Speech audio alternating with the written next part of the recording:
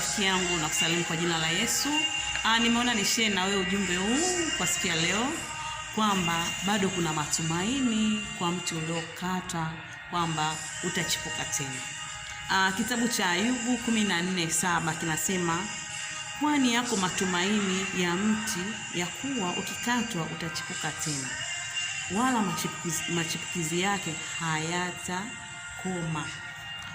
Niongee na mtu mmoja, pengine umepitia kipindi kigumu sana.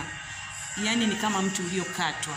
Kila eneo la maisha yako uone mafanikio, uone maongezeko, yaani unaishi kwa wasiwasi. Nipende kutia moyo kwamba yapo matumaini kwamba utachipuka tena. Mungu atakuchipusha tena.